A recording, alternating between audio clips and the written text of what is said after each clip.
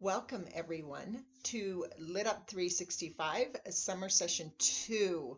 I'm really excited to be here. These next 2 months are some of my favorite months to work in just because I do address a lot of kind of global confirmation biases and approach them from a completely different perspective. And what this does is make them more usable. So over the next 2 months through July and August, we're going to be talking about attraction, this whole concept of the law of attraction, and the two extremes, the people who swear by it, and then the people who talk about it being silly. And what I've found is it's about the approach. What is an actual natural law versus what is a way to try and manage how we experience reality? So I'm going to dig into those, and I love this perspective. This was a game changer for me. So I hope you experience it in the same way. So what we're going to do is we're going to talk about how attraction really works. And we're going to begin that by talking about the two sides of attraction. There's actually two sides of attraction. There's attraction and there's relativity.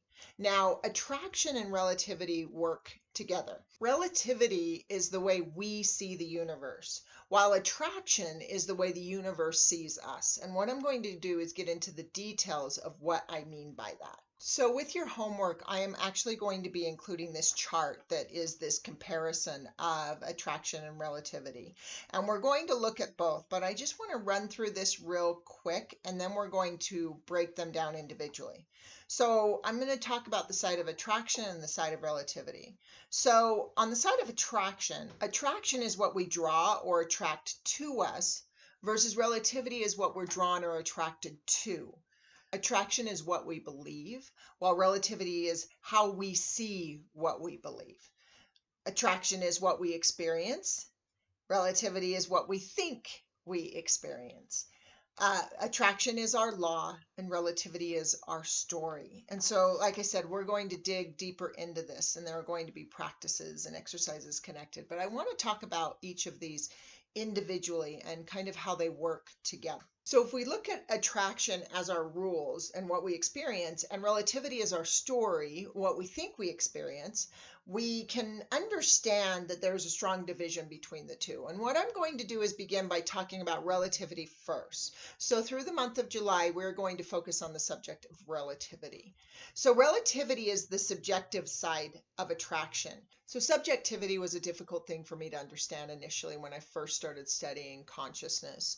But what the definition of subjective is based on or influenced by personal feelings, tastes, or opinions. This is our conscious mind, our conscious experience, and it's subjective to personal feelings, tastes, and opinions. And so these rules that are attraction are influencing our story, our conscious mind, and what we think. Now, I fought this concept at first because I wanted to believe the conscious mind controlled the subconscious mind, where it's the other way around. And so as we move forward, we want to understand what subjectivity is and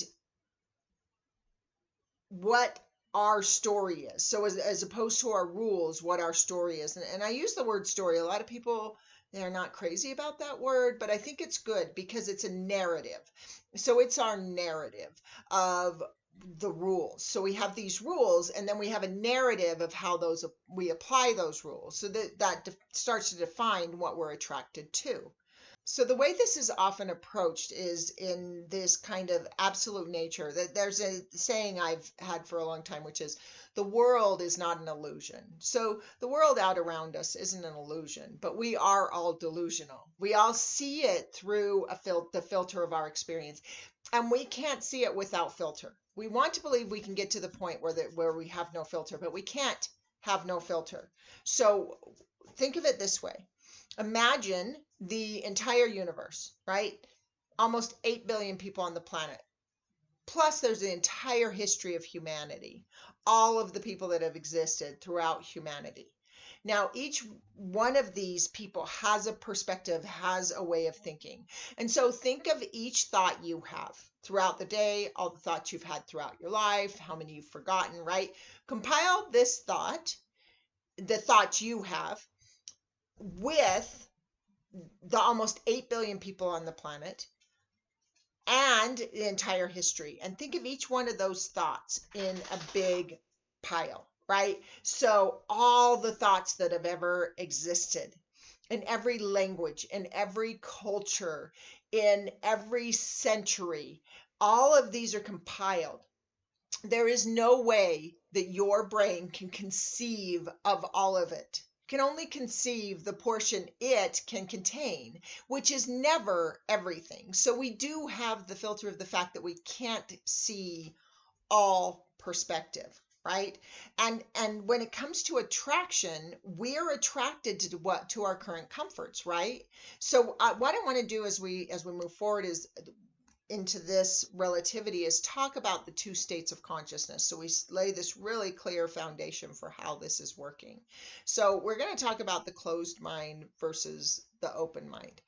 And so in this first session, I want to talk about the closed mind. And this is the part of our mind that is holding on to who we were and who we are. It doesn't comprehend who we can be. It has ideas, but those ideas are based off of who we've been or who we are now. It's based off of that current perspective. We have no idea what we'll be able to think in the future or be, right? Think about when you were 10. You couldn't conceive of what it was like, what it would be like, what you would eventually become to be where you are today, because that conception didn't exist in your mind. So our minds are always conceiving of new information. And so a lot of times we think we know where we're going based off of where we are, and we really can't.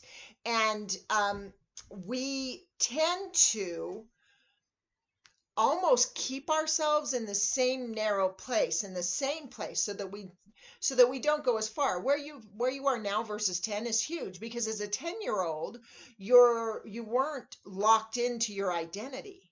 And this is what I want to talk about. So this holding on of the closed mind is generally experienced in identity. I don't do it that way. Right? That concept of that's not how I do it. That's not who I am. We're putting ourselves in a box when we do this. We're also doing it if we talk about this concept of proving things to ourselves, right? The brain loves to prove itself right. So it becomes this seeing is believing, that we don't want to believe in a potential that we can't already prove exists. And again, this boxes us into our current reality. Another way we do this is team building. So we tend to surround ourselves with people who agree with us, or we defend our position. And there's this saying that says, when you're really adamantly defending something, that who are you trying to convince, you or me, right? The reason why is because we're trying to convince ourselves to stay in the same state of consciousness. We're trying to contain our box to try and feel safe, because we, at the end of the day, the brain actually would rather be right than happy. It thinks being right is being safe, even though sometimes the concept of being right, already knowing it, already being in it, is actually making us unsafe. It's just perceived safety. But by being able to be in those states, we're like, oh, I knew that would happen, right? We want the world to be predictable, and it's not. And predictability is really what creates this box for us. If we can look at it and say, oh, I knew that would happen, I knew exactly where I was going, that means that we have stayed within the containment of an idea we had yesterday. So we have this, the brain has this natural tendency to not see what doesn't serve our story. So it tends to validate what it already knows. These are our confirmation biases. And I want to say something definitively here. You don't know your confirmation biases. We often talk about other people and we say, oh, they have their confirmation bias, and tend to think that we don't have any confirmation biases. We all have confirmation biases. We all have things our brain cannot conceive. A good example of this is to hear a language you've never heard before. Your brain doesn't recall. Your brain doesn't retain any of the words spoken if it can't comprehend them. Or it converts them. This is what happens a lot with matrixing in the brain. So, for example, if people see apparitions or hear voices, what the brain does is if it sees a certain pattern and it can't define that pattern, it will turn it into something it knows. I have this funny story about my daughter when she was younger, loved balloons. And we used to go over, we lived in Sugar House, and we'd go over to the Harmons over there, and they had these free balloons that you could get that were just a regular balloon filled with helium. And she loved those. So we would walk over there, and anytime we were shopping, she would get a balloon. It was just a kind of a rule. Well, what would happen is after the balloon was floating around our house for a few days, it would start to sink, right? So it wouldn't stay up at the ceiling anymore. It'd start to sink as the helium leaked out. And so inevitably, I would wake up in the middle of the night to go to the bathroom or something, and all of a sudden my brain would register an intruder in the house, because that balloon would be at the about human height level. It's round like a head, and it's moving.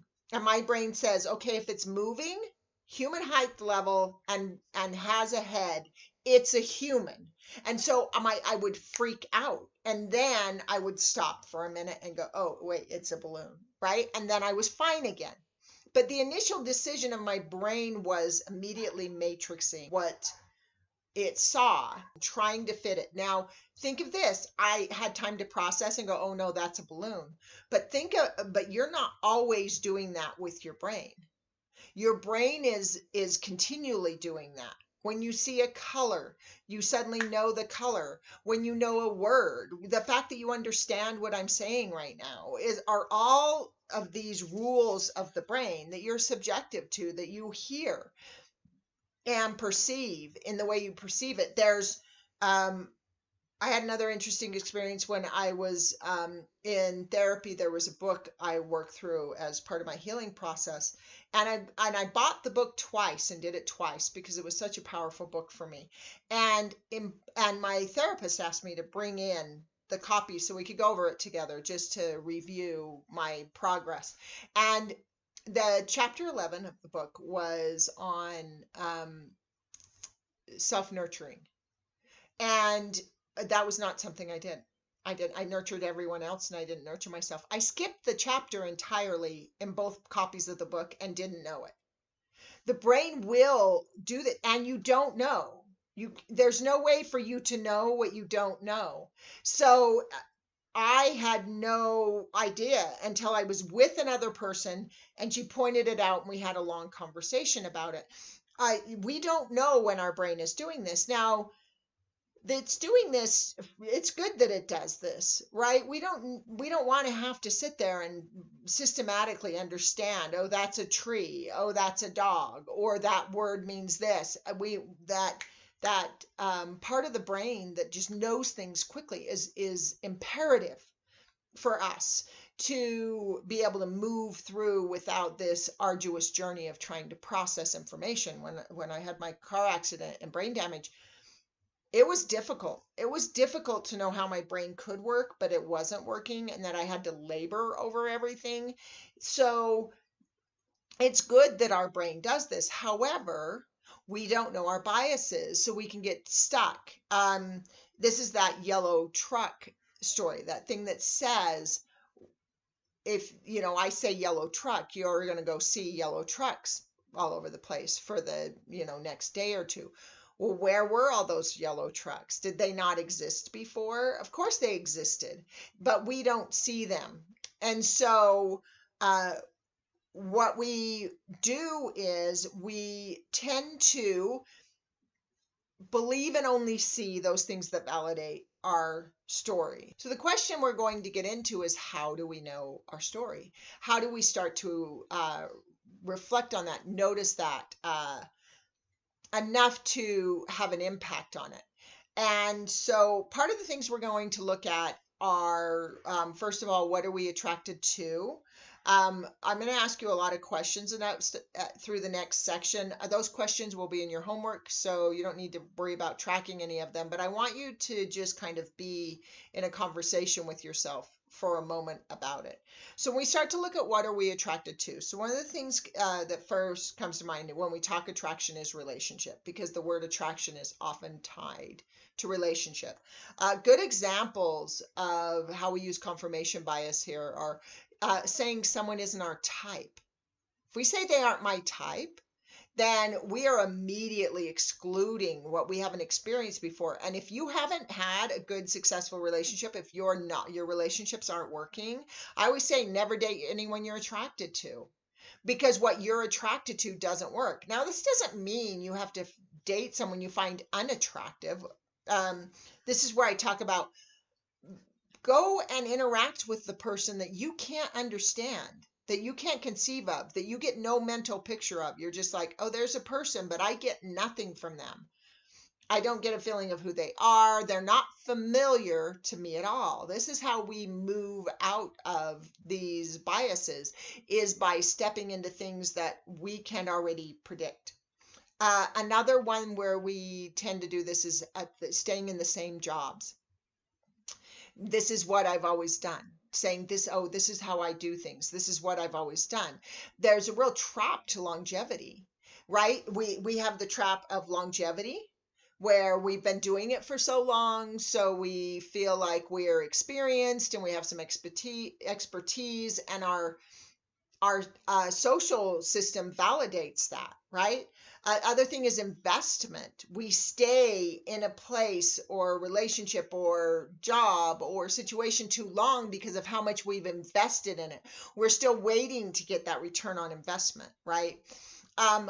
Also, it's comfortable. We tend to want to stay where we can be in comfort when we're still in those primal mechanisms. Now, this isn't everybody. We all have confirmation biases, but not everything I'm listing is going to apply to each person. We're here to start examining which ones apply to me. Health is another one. Health is a huge one that I see a lot, where we kind of get in this concept of that's just how it is. Family genetics. There are all these people doing DNA tests to see what they're prone to, and they're literally setting up confirmation biases in their mind to systematically be attracted to the things that will fulfill those genetic patterns. There are plenty of people that break genetic molds, that surprise the body's system, that DNA alters, and so we get in this idea of I'm stuck in this, but how much of our health is I don't have time? How well do we take care of ourselves? How much do we know I shouldn't or should do this and then don't do it, right? Because we're in this pattern of being subjective to this historic concept of what our health will be. I think a lot of people do this with their weight, that if they come from a family that's certain weight, well, that's just my genetic pattern.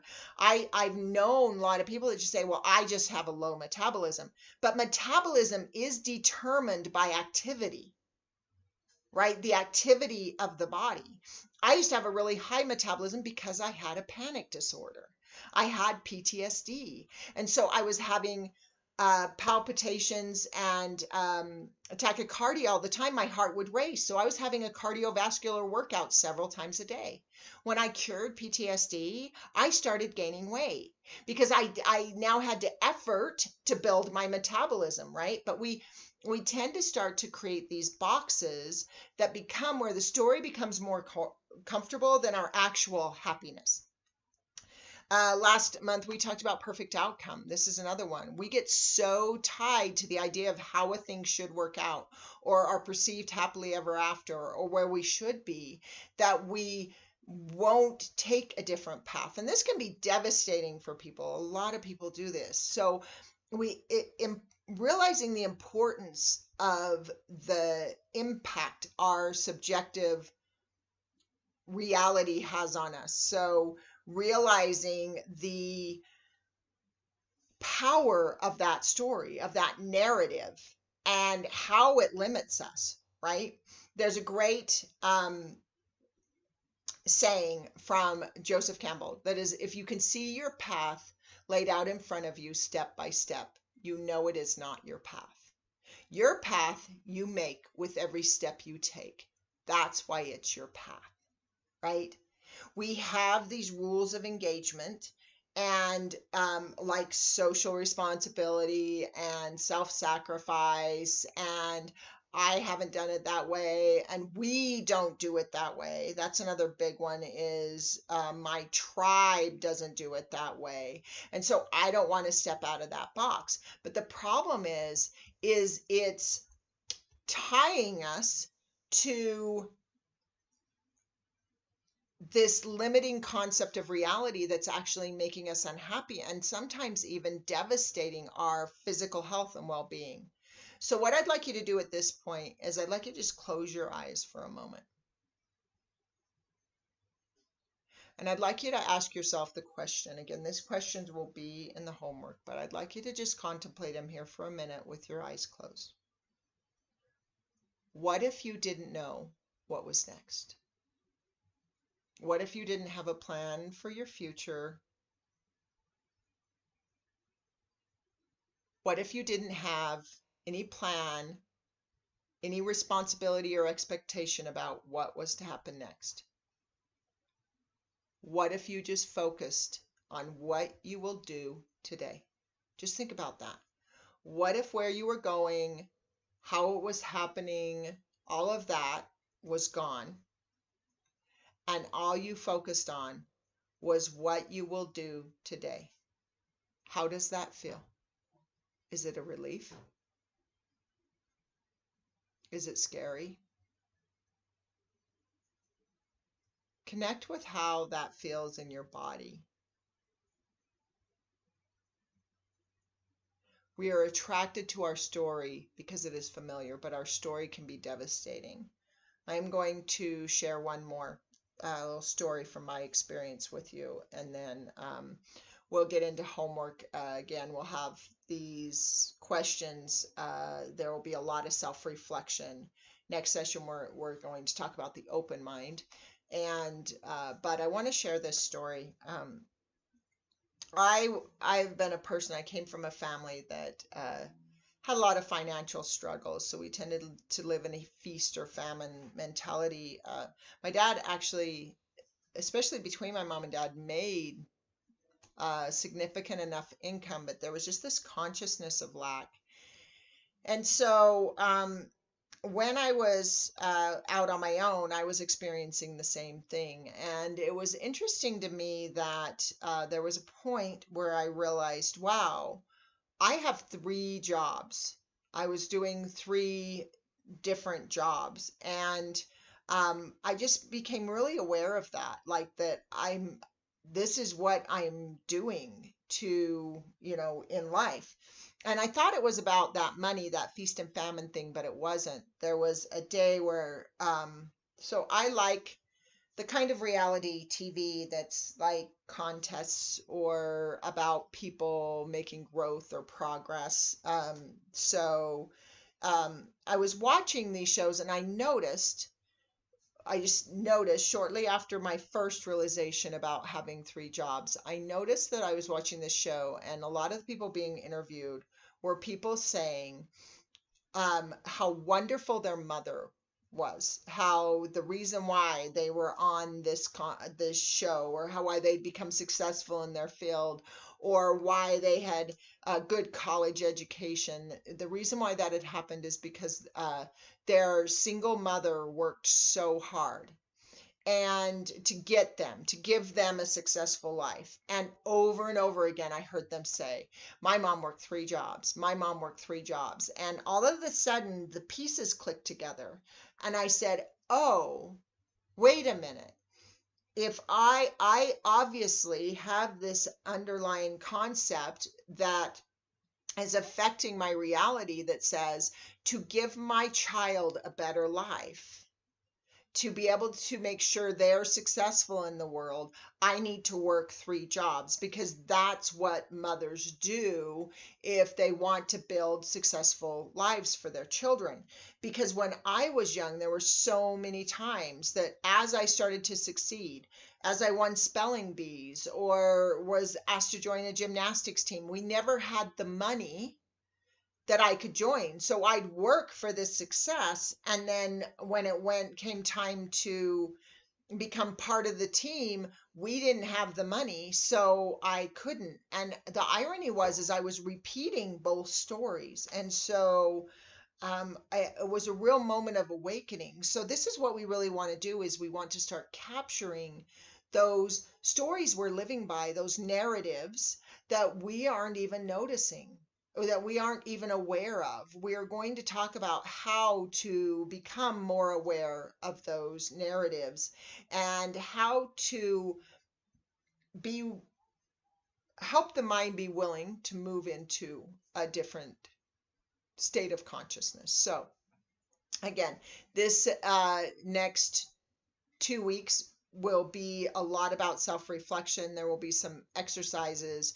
We're going to ask a lot of questions of ourselves over the next little bit. And then in the next session on the 20th, we'll talk about the open mind.